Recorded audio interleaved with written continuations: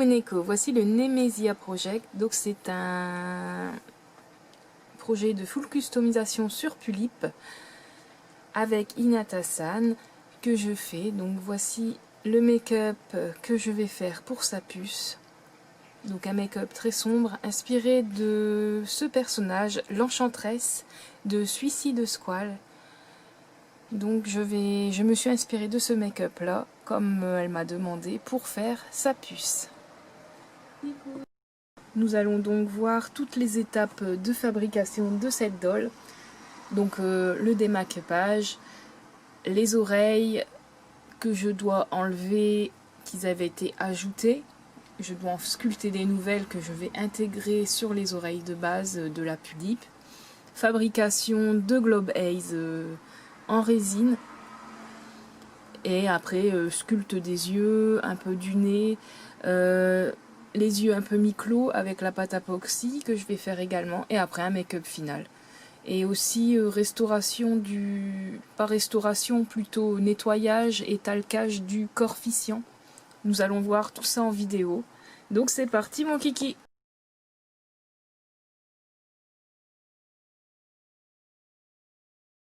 Neko, j'espère que vous allez bien. Donc aujourd'hui on va attaquer des oreilles. Donc je dois enlever ces oreilles-ci qui ont été collées sur des oreilles de Pulip et en resculpter des nouvelles. Donc elles auront à peu près la même forme, à part qu'elles sont vraiment intégrées dans les oreilles de base. Donc on va retirer ces oreilles-là. Donc c'est parti.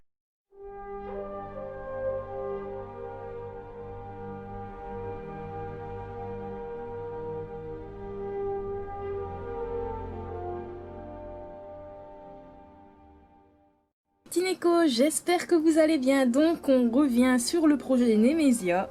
Donc les oreilles sont en cours de réalisation. Donc j'avais dessiné au papier, sur du papier, les oreilles. J'ai fait la base en pâte à epoxy. Donc là je suis en train de poncer justement avec une ponceuse à ongles que j'ai acheté récemment.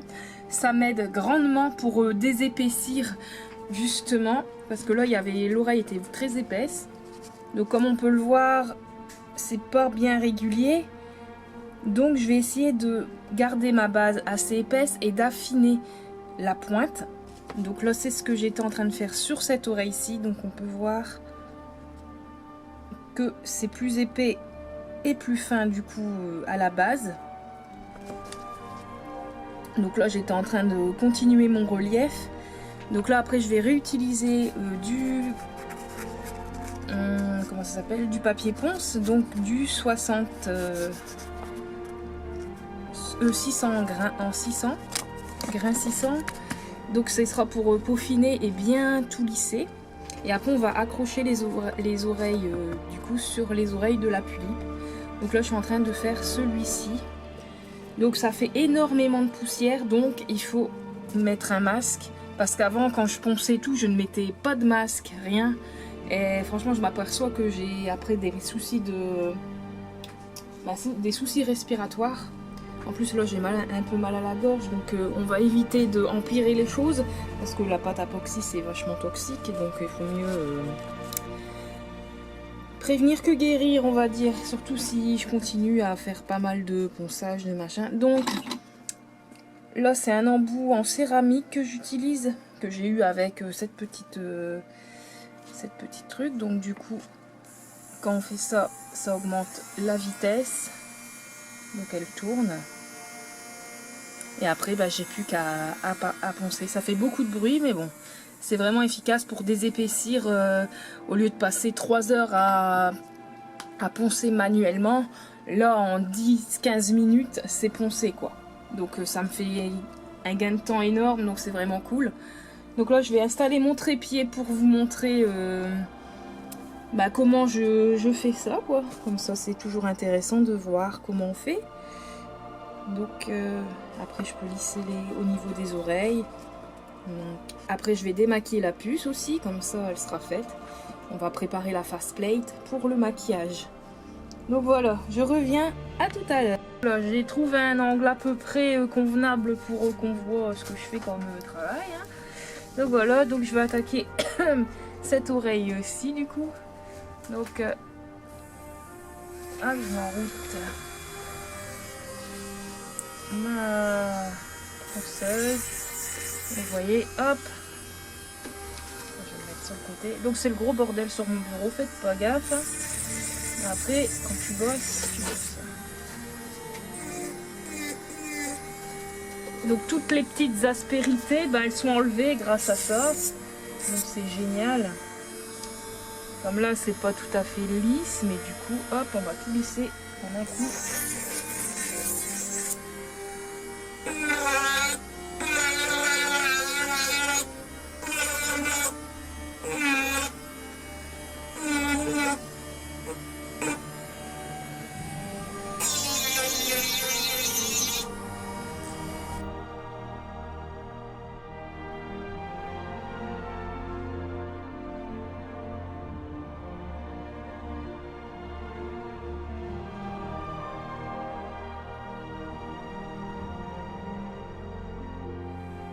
Donc et après, avec justement la pointe de la tête en céramique, j'utilise justement pour faire mes dessins. Donc là, pour accentuer encore plus du coup les dessins. Donc c'est parti. Donc vous voyez, ça fait énormément de poussière, comme vous le voyez. Donc c'est pour ça qu'il faut bien protéger ses voies respiratoires, sinon ça peut causer quelques soucis à la longue. Donc je vais d'abord nettoyer un peu mon plan de travail pour éviter d'en foutre partout. Hein.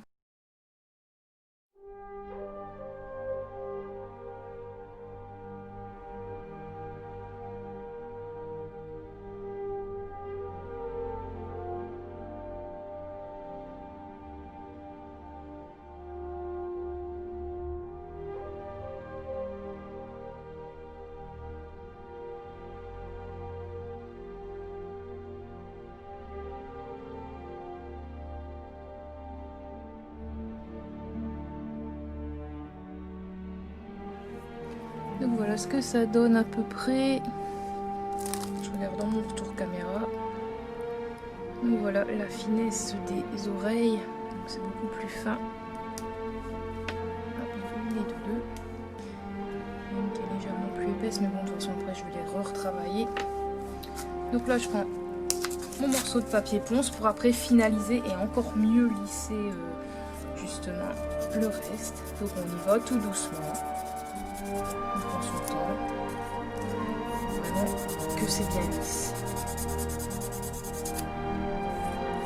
Parce que sinon toutes les petites irrégularités, ben, quand on peint, ça se voit automatiquement. Donc le ponçage est très important quand on fait ce genre de boulot. Il faut prendre le temps de bien poncer car ça va déterminer le travail final.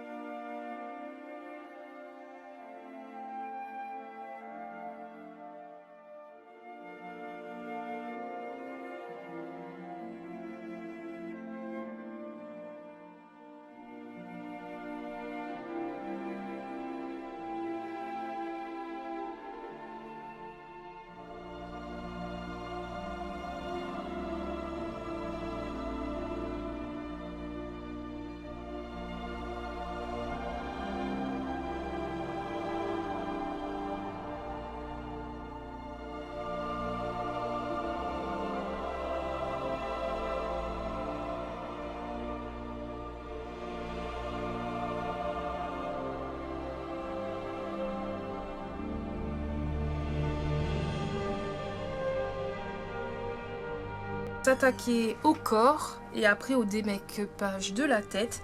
Donc Ici, c'est un corps fission qu'elle possède, Inatia-san.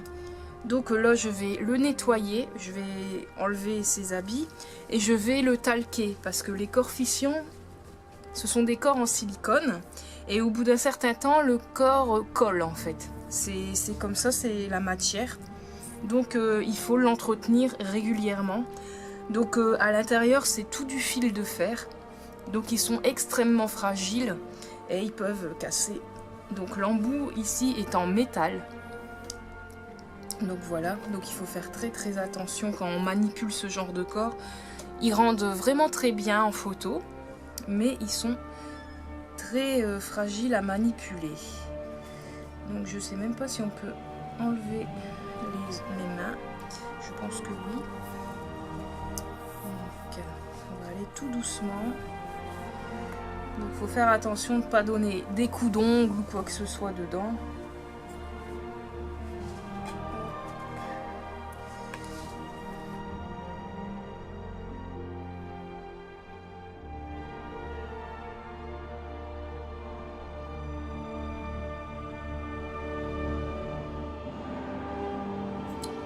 Vous voyez ici, en fait le corps est très fragile et dedans, en fait il s'est craqué.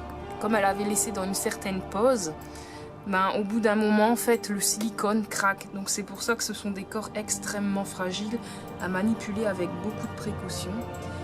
Donc ça je vais pas le retirer parce que j'ai peur de tout arracher comme elle l'avait fait sur la poupée elle-même. Donc voilà, donc là on peut voir les qui sont également articulés.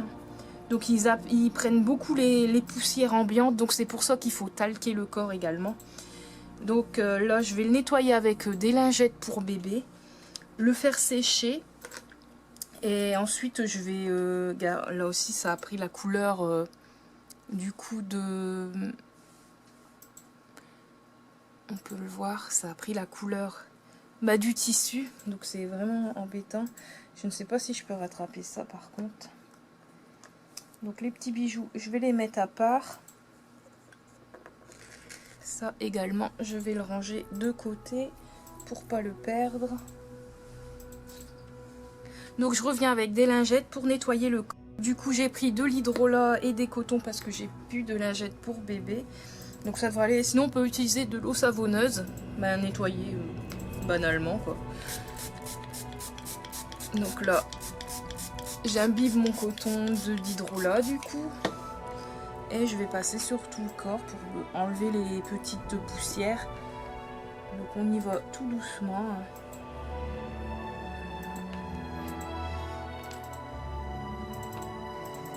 On nettoie, j'essaie d'enlever les taches comme je peux.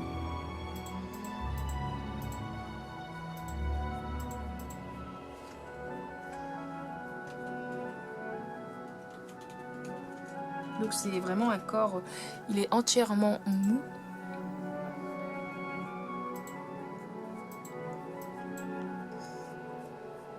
Il est très lourd aussi, comme l'intérieur c'est du fil de fer.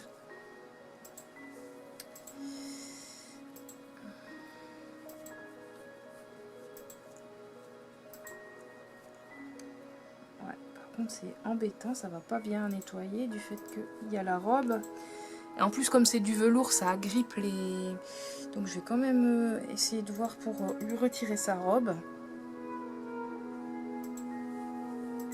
je vais voir ça.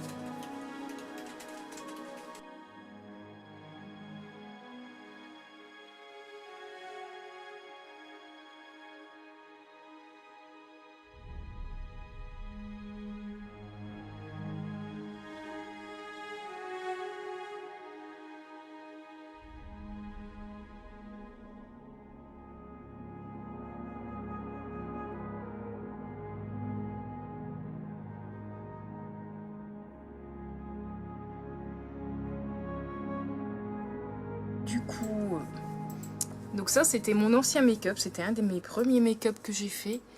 Donc à l'époque j'étais fière, mais quand je le revois maintenant, je me dis mon Dieu, qu'est-ce que j'ai évolué. Comme au niveau des lèvres, là c'est pas du tout symétrique. Les sourcils ça va encore. Mais bon, c'est quand même un peu brouillon, on voit que j'étais pas encore très assurée et que c'était mes débuts. Donc là on va le démaquiller et après on va pouvoir faire ce maquillage ici. Donc c'est pareil, donc je démaquille tout doucement, hop. Et après je passe à l'eau.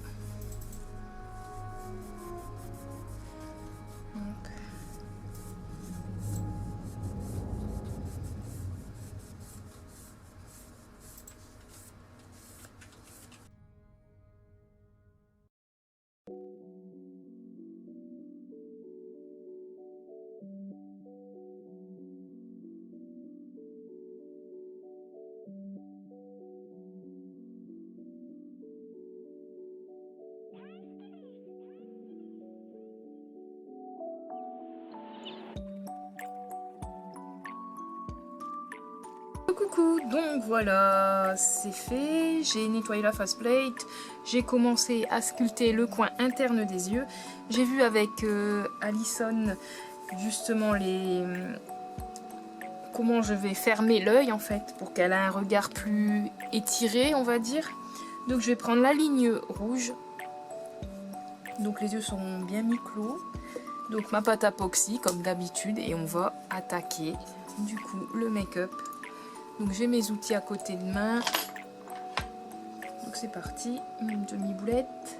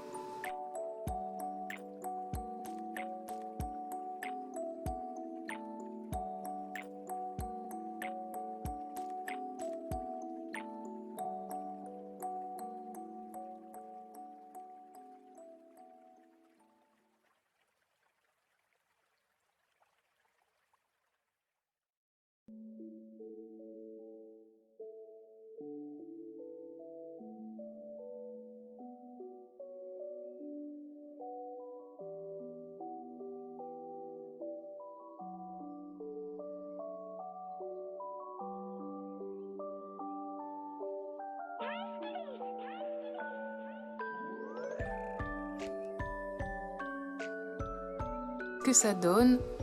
Hop, de l'autre côté.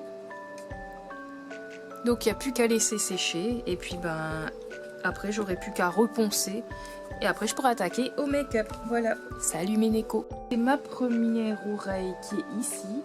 Donc voilà ce que ça donne. Donc le résultat est vraiment lisse, très fin. Voilà. Donc là j'ai fait la deuxième oreille que là c'est en train de sécher, c'est encore grossier parce que j'ai pas encore poncé. Donc voilà ce que ça donne, mais bon le résultat est déjà vraiment sympa. Hop. Donc là je laisse sécher ça. Et là je suis en train de poncer les yeux, les paupières. Donc voilà, on est en train de poncer tout doucement. Là c'est l'intérieur, donc c'est encore grossier, il faut que je désépaississe l'intérieur de la faceplate pour quand on met les Globe Ace justement qui sont en train d'imprimer, ça fait pas trop gros. Donc voilà.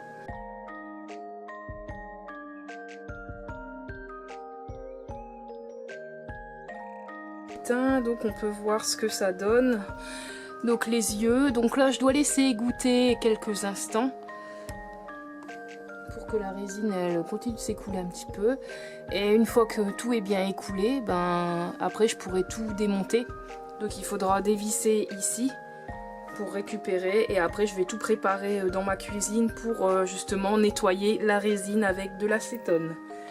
Donc voilà, et après on passera sous lampe UV. Je vous ici les yeux, ce que ça donne. Donc là je les ai sortis de l'imprimante 3D. Donc là ça va, je vais passer sous lampe UV maintenant, les lampes pour les ongles. Donc là on a du 24 mm, donc ça sera pour taille Pulippe. Là c'est du 12 mm, là on a du 10 et du 8 mm. Donc voilà, donc là ils sont encore sur leur petit socle de construction.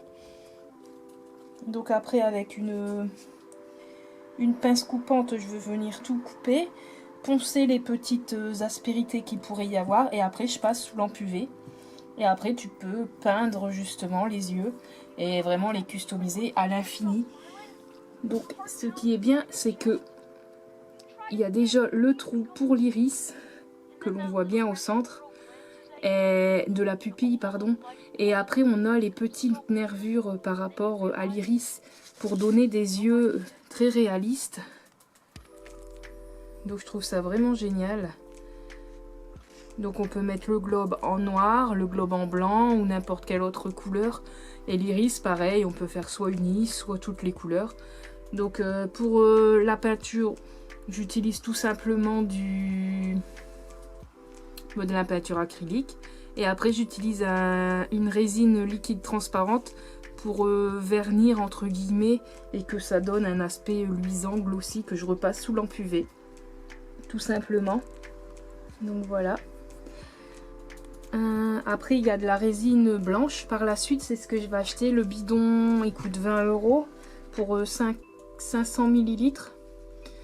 Donc comme ça j'aurais plus besoin de passer par la case peinture blanche si je veux des globes blancs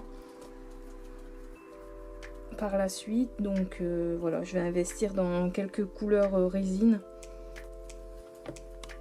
Donc là je vais enlever les petits socles et puis je reviens après pour la... J'ai enlevé les petits socles.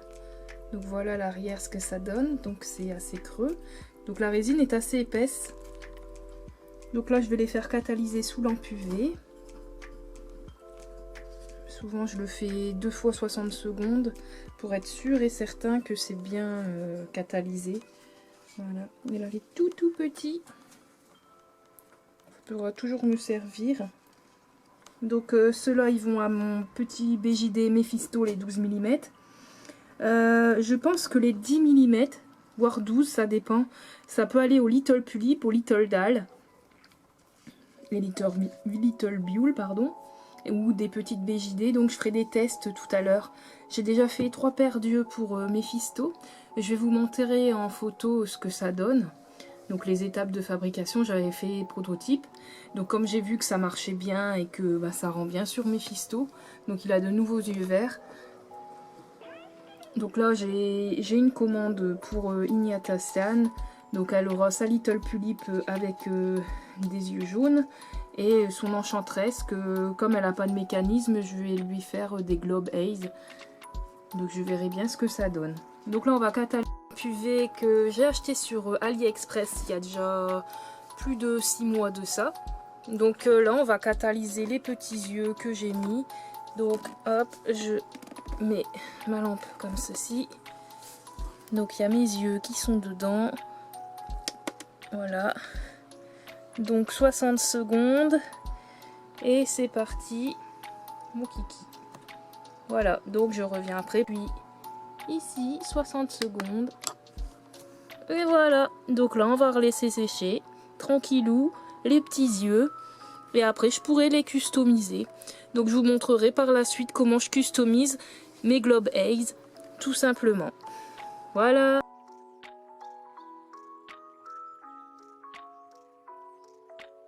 Donc voilà les yeux que j'ai fait. Donc pour le moment ça ressemble à ça. Ils sont pas encore terminés. Je dois ajouter le centre blanc. Donc ça c'est des yeux 24 mm. Des globe haze du coup pour Pulippe. Donc je vais voir ce que ça donne. C'est les premiers que je fais en 24. Et après, ici, on a des yeux pour Little Tulip ou BJD. Comme pour mon Mephisto, c'est la bonne taille. C'est du... Non, ça c'est du 10 mm. Donc c'est encore un peu plus petit. Donc je les ai fait jaunes. Avec des petits effets gris et l'iris noir. Donc voilà. Donc après je vais passer la résine liquide translucide pour que ça donne vraiment.